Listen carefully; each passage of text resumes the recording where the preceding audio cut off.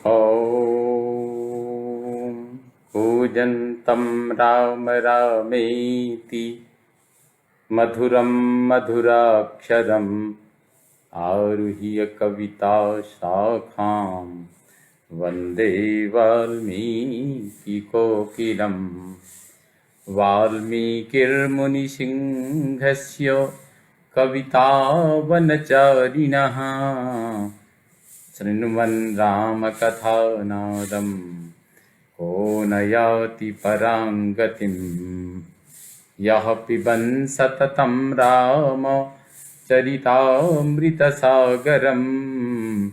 अतृप्तस्तं मुनिं वन्दे प्राचेतसमकल्मषम्। गोष्पदीकृतवारीशं मशकीकृतराक्षसम् रामायण महामाला रत्नं वन्दे नीलात्मजम्। भवतां समेषां श्रीमद् वाल्मीकि रामायण पारायण उपक्रमे हार्दं स्वागतम् अभिनन्दनं च। इदानीं किष्किन्धाकाण्डस्य 17 सर्गः आरभ्यते।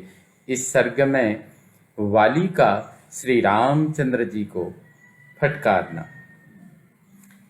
ततः सरेणाभिहतो रामेण रणकर्कशः पपात सहसा वाली निकृत्त इव पादपः।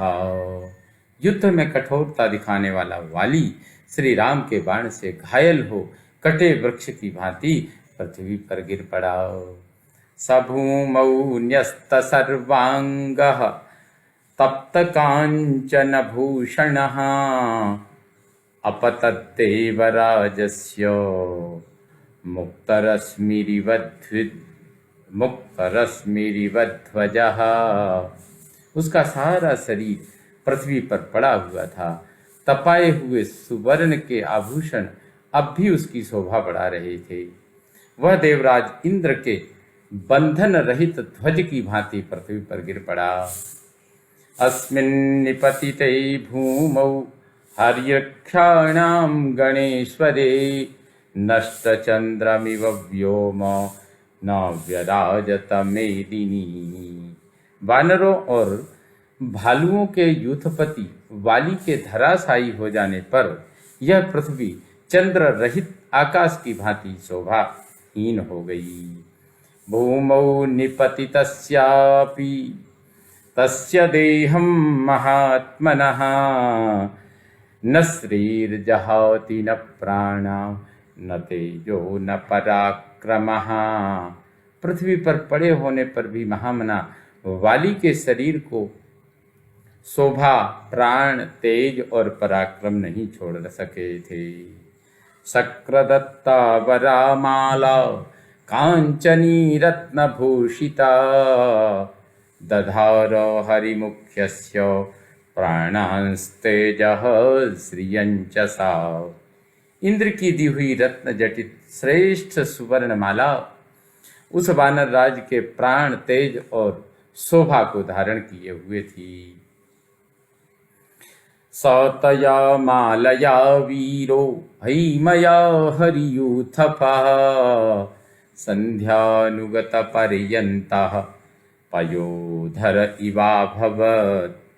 उस सुवर्ण माला से विभूषित हुआ वानर यूथपति वीर वाली संध्या की लाली से रंगे हुए प्रांत भाग वाले मेघखंड के समान शोभा पा रहा था। तस्य माला च देहश्च मर्मघाती च यः सरः त्रिधेव रचिता लक्ष्मी पतितस्यापि शोभते। पृथ्वी पर गिरे होने पर भी वाली की वह सुवर्णमाला, उसका शरीर तथा मर्मस्थल को विदीर्ण करने वाला वह बाण, ये तीनों पृथक पृथक 3 भागों में विभक्त की हुई अंग लक्ष्मी के समान शोभा पा रहे थे। तदस्त्रं तस्य वीरस्य स्वर्गमार्गप्रभावनं रामबाणासनक्षिप्तम् आवहत् परमां गतिम्। वीरवर श्री राम के धनुष से चलाए गए उस अस्त्र ने वाली के लिए स्वर्ग का मार्ग प्रकाशित कर दिया और उसे परम पद को पहुंचा दिया। तम तथा पतितं संख्ये गतार्चिष मिवानलम ययातिमिव पुण्यान्ते देवलोकादिहच्युतम् आदित्यमिव कालेन युगान्ते भुवि पातितम् महेन्द्रमिव दुर्धर्षम् उपेन्द्रमिव दुस्सहम् महेन्द्रपुत्रं पतितं वालिनं हेममालिनं व्यूढोरस्कं महाबाहुं दीप्तास्यं हरिलोचनम्। इस प्रकार युद्ध स्थल में गिरा हुआ इंद्रपुत्र वाली ज्वाला रहित अग्नि के समान, पुण्यों का क्षय होने पर पुण्यलोक से इस पृथ्वी पर गिरे हुए राजा ययाति के समान तथा महाप्रलय के समय काल द्वारा पृथ्वी पर गिराए गए सूर्य के समान जान पड़ता था। उसके गले में सोने की माला शोभा दे रही थी। वह महेंद्र के समान दुर्जय और भगवान विष्णु के समान दुस्सह था। उसकी छाती चौड़ी, भुजाएं बड़ी बड़ी, मुख दीप्तिमान और नेत्र कपिल वर्ण के थे। लक्ष्मणानुचरो रामो ददर्शोपससर्प च तं तथा पतितं वीरं गतार्चिषमिवानलम् बहुमान्यो च तं वीरं वीक्षमाणं शनैरिव उपयातौ महावीर्यौ भ्रातरौ राम लक्ष्मणौ।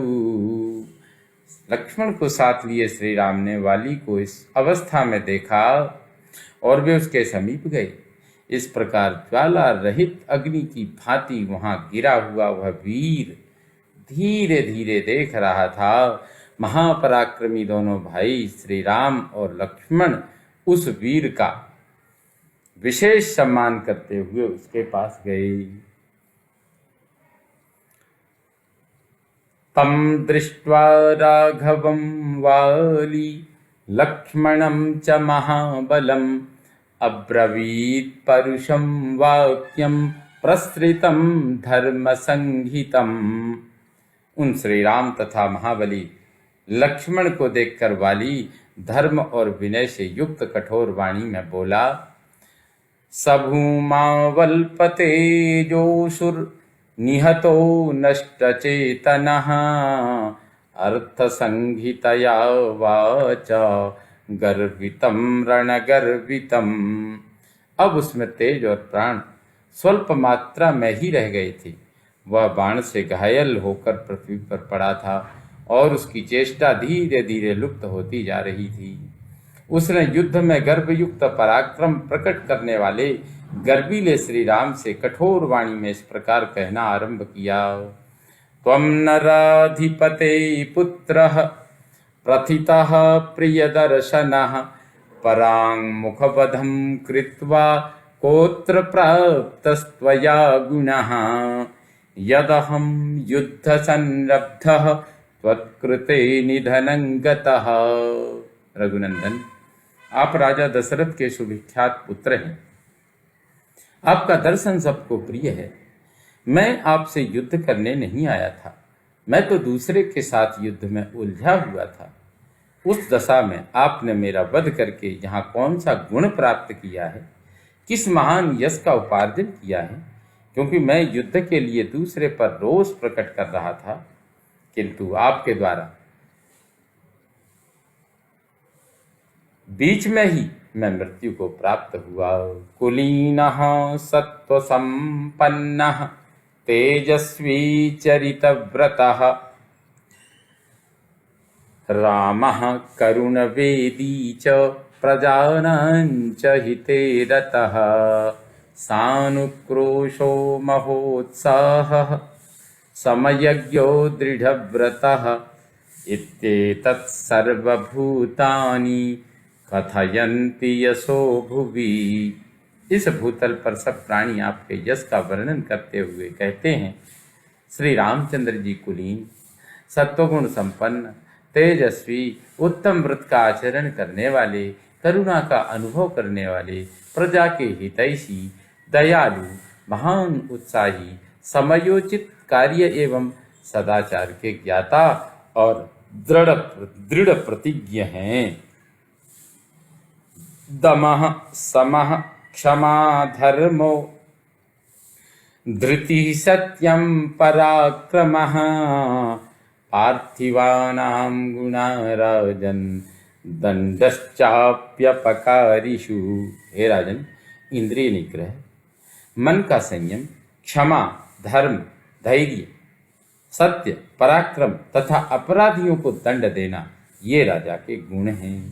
तान गुणान संप्रधार्याहम अग्र्यम चाभिजनम तव तारया प्रतिषिद्धः सन् सुग्रीवेण समागतः। मैं आप में इन सभी सद्गुणों का विश्वास करके आपके उत्तम कुल को याद कर तारा के मना करने पर भी सुग्रीव के साथ लड़ने आ गया। न मामन्ये न संरब्धम प्रमत्तम वेद्धुमर्हसि इति मे बुद्धिरुत्पन्ना बभूवा दर्शने तव। जब तक मैंने आपको नहीं देखा था, तब तक मेरे मन में यही विचार उठता था कि दूसरे के साथ रोषपूर्वक जूझते हुए मुझको आप असावधान अवस्था में अपने बाण से वेधना उचित नहीं समझेंगे। स त्वां विनिहतात्मानं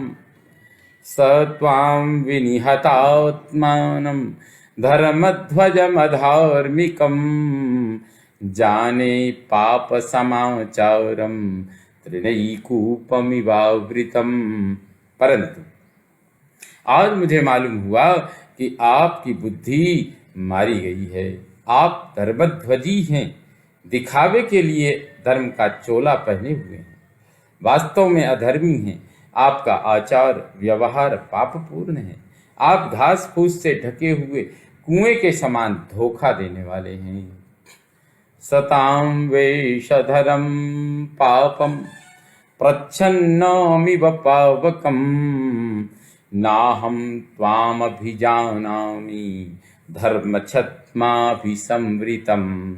आपने साधु पुरुषों का कौन सा वेश धारण कर रखा है? आपने साधु पुरुषों का सा वेश धारण कर रखा है, परंतु हैं आप पापी। राख से ढकी हुई आग के समान आपका असली रूप साधु वेश में छिप गया है। मैं नहीं जानता था कि आपने लोगों को छलने के लिए ही धर्म की आड़ ली है।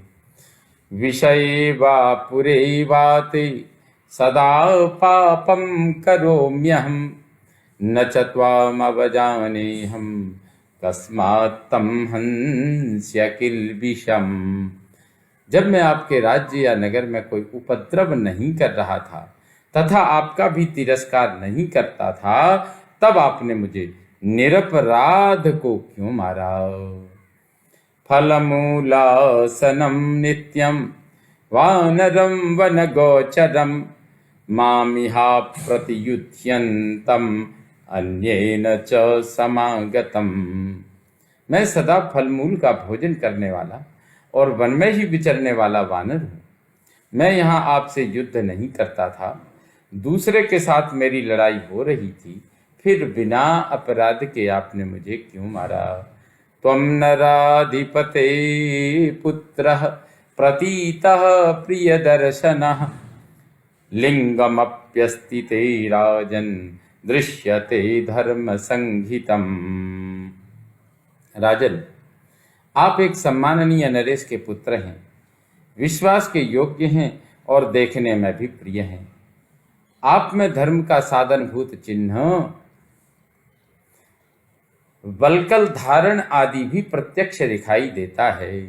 कह क्षत्रिय कुले जातः श्रुतवान् नष्ट संशयः धर्मलिंग प्रतिच्छन्नः क्रूरम कर्म समाचरेत्। क्षत्रिय कुल में उत्पन्न शास्त्र का ज्ञाता, संशय रहित तथा धार्मिक वेशभूषा से आच्छन्न होकर भी कौन मनुष्य ऐसा क्रूरतापूर्ण कर्म कर सकता है। त्वं राघव कुले जातो धर्मवानिति विश्रुतः अभव्यो भव्यरूपेण किमर्थम परिधावसे। महाराज, रघु के कुल में आपका प्रादुर्भाव हुआ है। आप धर्मात्मा के रूप में प्रसिद्ध हैं, तो भी इतने अभव्य क्रूर निकले। यदि यही आपका असली रूप है तो फिर किस लिए ऊपर से भव्य, विनीत एवं दयालु साधु पुरुष का सा रूप धारण करके चारों ओर दौड़ते फिरते हैं। साम दानम क्षमा धर्मः सत्यम धृति पराक्रमौ पार्थिवानां गुणाराजन दंडश्चाप्यपकारिषु। राजन, साम दान, दया, क्षमा।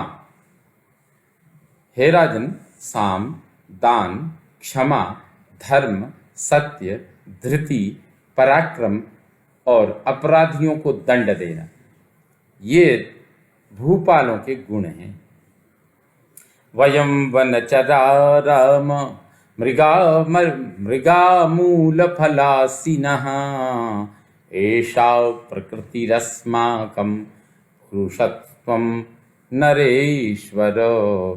पुरुषस्त्वं नरेश्वर। नरेश्वर राम, हम फल मूल खाने वाले संचारी मृग हैं, यही हमारी प्रकृति है, किंतु आप तो पुरुष हैं। भूमिर्हिरण्यं रूपं च विग्रहे कारणानि च तत्र कस्ते वने लोभो मदीयेषु फलेषु वा। पृथ्वी, सोना और चांदी, इन्हीं तीन वस्तुओं के लिए राजाओं में परस्पर युद्ध होते हैं। यही तीन कलह के मूल कारण हैं, परंतु यहाँ वे भी नहीं हैं। इस दिशा में, इस वन में या हमारे फलों में आपका क्या लोभ हो सकता है। नयश्च विनयश्चोभौ निग्रहानुग्रह नपि। नयश्च विनयश्चोभौ निग्रहानुग्रहावपि। राजा वृत्तिरसंकीर्णा न नृपा कामवृत्तयः। नीति और विनय, दंड और अनुग्रह, ये राजधर्म है, किंतु इनके उपयोग के भिन्न भिन्न अवसर हैं।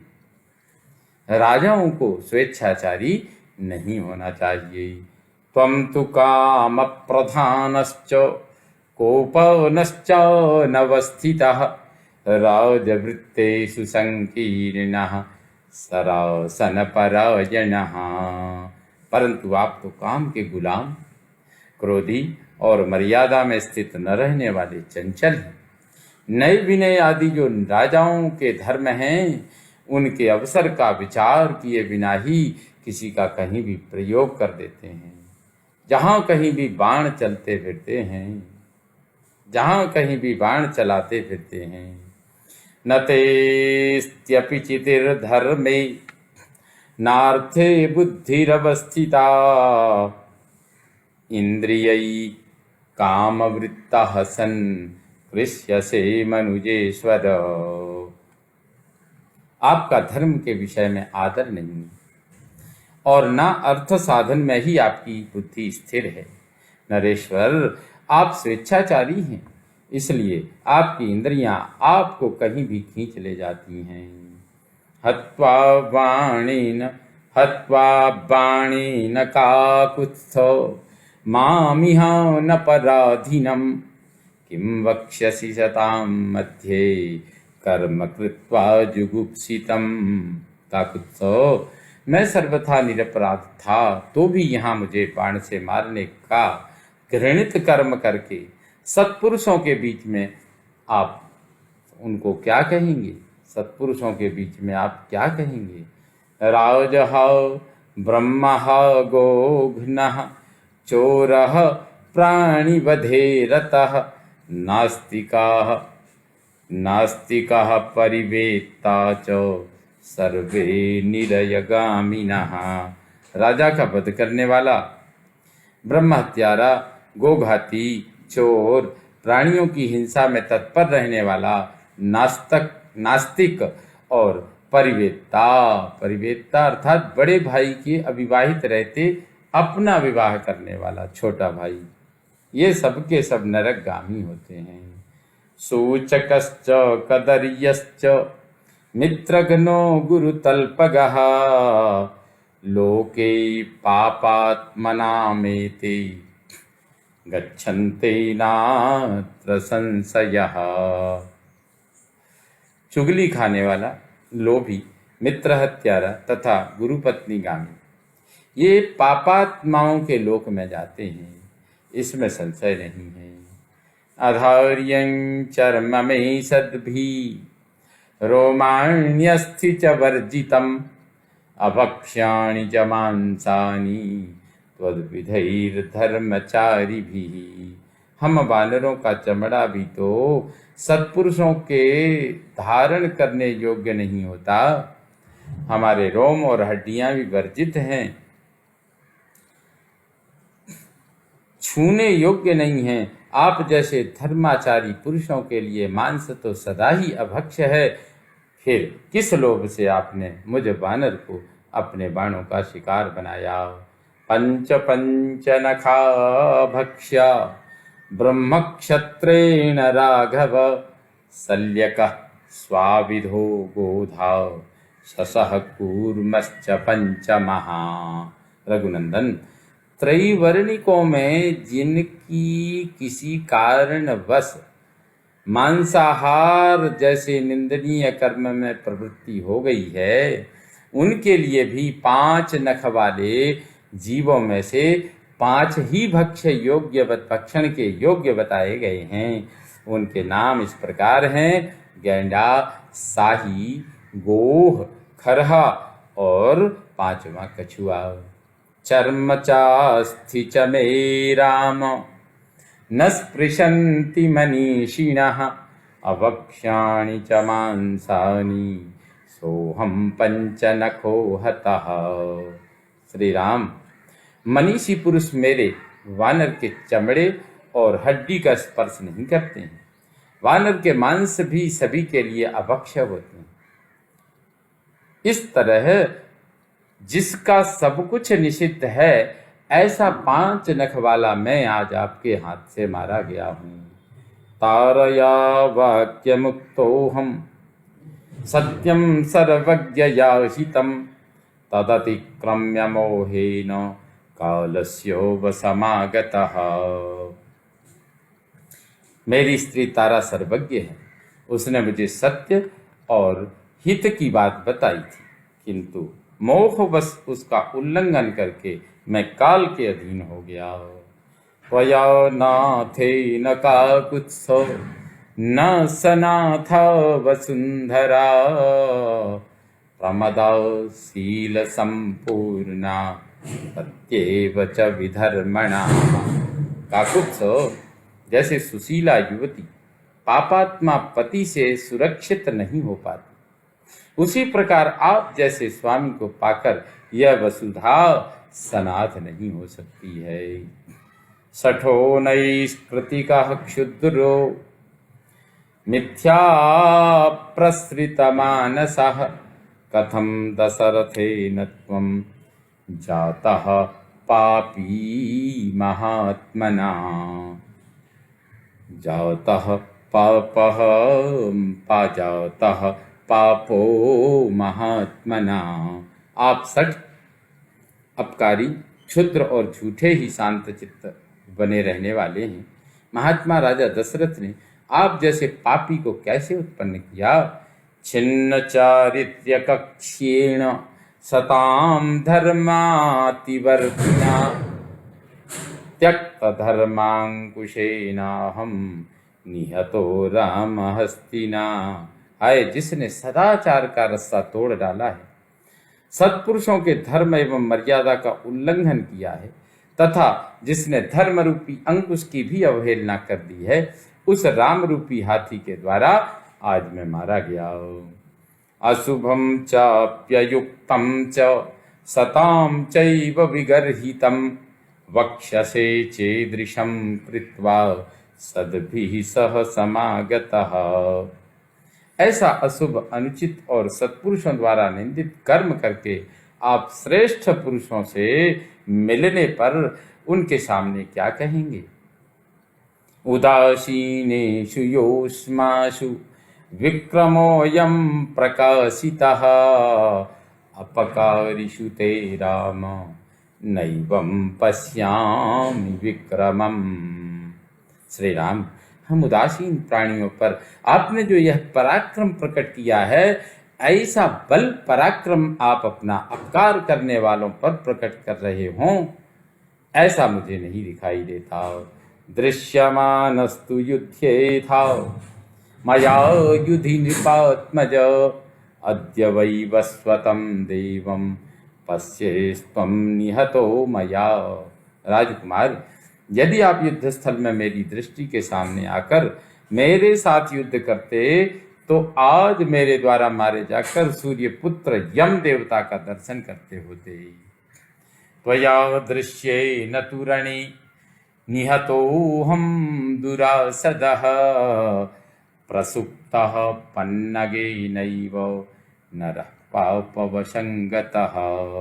जैसे किसी सोए हुए पुरुष को सांप आकर डस ले और वह मर जाए, उसी प्रकार रणभूमि में मुझे दुर्जय वीर को आपने छिपे रहकर मारा है।